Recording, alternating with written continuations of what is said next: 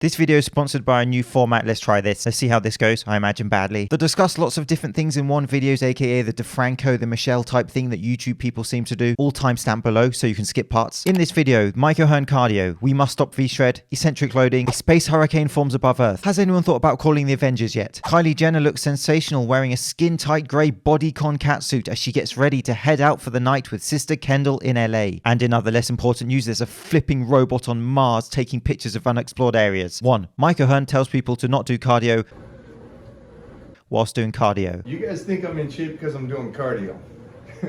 No. You guys think I'm in shape because I'm dieting?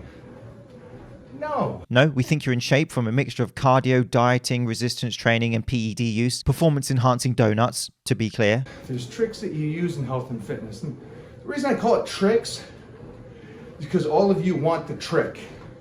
All of you want that magical pill. There is no magic pill except for the stacks of them that he cycles. Apparently, and I mean that's just hearsay, it's probably not true. Or the stacks of over-the-counter supplements and pills that he sells people. Your video is falling down pretty quickly here, Michael. And so Hearn is continually condescending to his audience. That's the biggest mistake that you guys all... Scrolling through the comments and I see that this guy's telling this guy how to do it and what the video is about.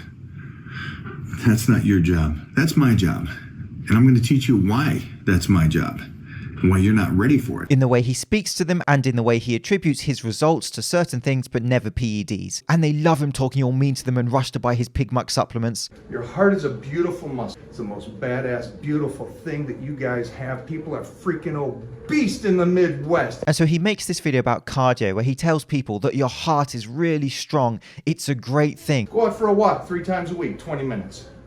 Boom. And he says that you only need to do 20 minutes walk 3 times a week. Now, whilst technically you don't have to do cardio per se for fat loss, cardiovascular exercise does bring about different benefits for your heart, for the efficiency of the performance of your heart, for heart size, for many different markers of cardiovascular health. And for fat loss goals, cardio can burn a significant amount of calories to help you get into the caloric deficit. And so it is a tool that you may use along with resistance training and nutrition, of course. And so whilst I also don't advocate being a cardio bunny and doing hours and hours on the treadmill every day, there's more nuance to the idea of cardio than just go for a walk 3 times a week. Here's the facts. That walk, 20 minutes a week, 3 times. And indeed, you can use different cardiovascular protocols such as HIIT or steady state training, and they each have different benefits and disadvantages to them. Which one you use, whether you use both, how you use them, how you program them in, depends on you. But a generic statement from a dude who allegedly cycles tons of gear, telling you all the cardio you need to get in shape is a 20-minute walk 3 times a week, is real or fake. You're gonna live for a period of time, then you're gonna die.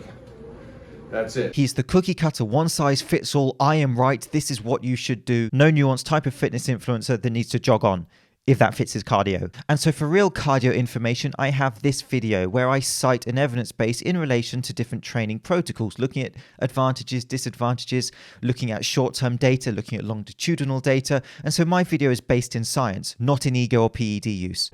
Boom. 2. We must stop VShred. A skinny jeans model, next question.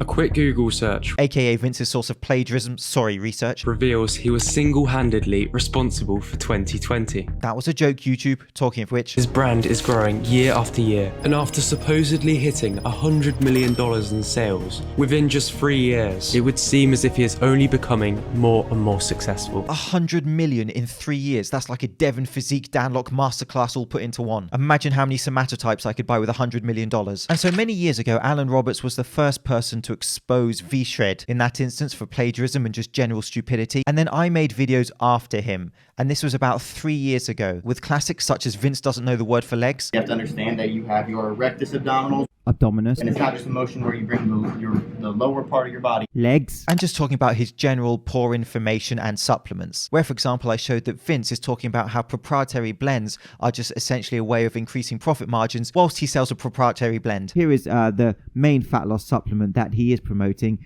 And take it away again, Vince. What's cool is that they don't slap some proprietary blend on the nutrition label, which basically just means that they don't have to tell you what's in it, and also usually means they're using minimal dosages and getting higher profit margins because that's what supplements usually do. And there was immense pushback from his subscriber base. Dear VShred fans, listen up and learn. You looked hard and bold, both factually accurate. His YouTube channel and social media is essentially a sales funnel to get people to the website to buy the programs and supplements. You posted comments about it under my video. How very dare you? Just joking, thank you. When I watched the video, for me it wasn't just about VShred. It was indicative of these fitness shysters and the methods they use. In 2015, VShred posted a video named Get Shredded Fast. This is his first public video on the channel. Insanity, that is hilarious. Nothing to do with Shaun T insanity or anything like that. Vince is like that kid in class who won't stop looking over his shoulder at other people's work. Where was the teacher for VShred? Can the teacher please get Vince's desk and push it away from everyone else? And so this video lays it out really well. After being exposed, he began to make his own content for the first time, and this only further highlighted how clueless he was. The VShred team must be madly putting together loads of cease and desist letters right about now, and it takes a special type of fitness professional not to explain what a tricep extension exercise is. A tricep extension on a cable right here.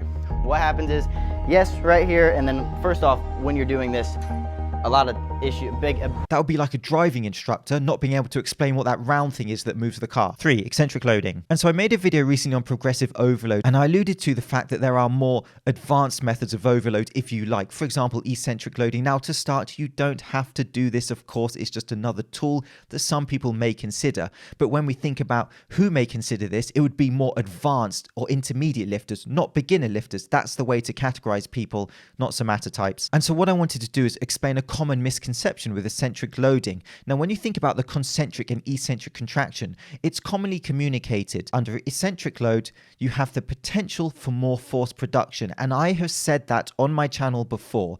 And whilst that is correct, it isn't the full definition. And so I am guilty myself of not giving the full in-depth explanation of that specific concept. And so what I want to do is use this opportunity to correct that. And as it happens, the universe all came together at once. One of my favorite fitness professionals, researchers, Dr. Eddie Joe, just posted about it. Eccentric overloading is an area of confusion for many people because it is often based on a misinterpretation of the inverse force-velocity relationship. Many interpret it as eccentric contractions produce more force than concentric contractions. This is further interpreted as the lowering portion of a lift produces more force than the lifting portion. For example, after you curl a 20-pound weight, many believe that when you lower the weight, you're producing more force.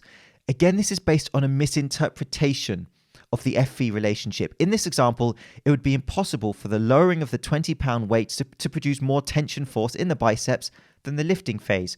The only reason the 20-pound weight is lowered is because there is a voluntary reduction in bicep force production so that the downward force of the weight exceeds the opposing contractile force. Thus, the weight is lowered and the biceps are lengthened. So then what is meant when one says that eccentric contractions produce more tension force than concentric? Critical detail that is missing is the eccentric contractions produce more tension force than concentric and isometric contractions during max effort contractions. This is the key underlying factor for eccentric overloading exercise and understanding the force-velocity relationship. And so I thought that was just an interesting little caveat to give further depth to the idea of eccentric loading. I'm James Linker. Thank you for watching. This is fun. I'll see you soon. What's up, guys? Vince, the creator of the Vince Andy Six Pack Shred here.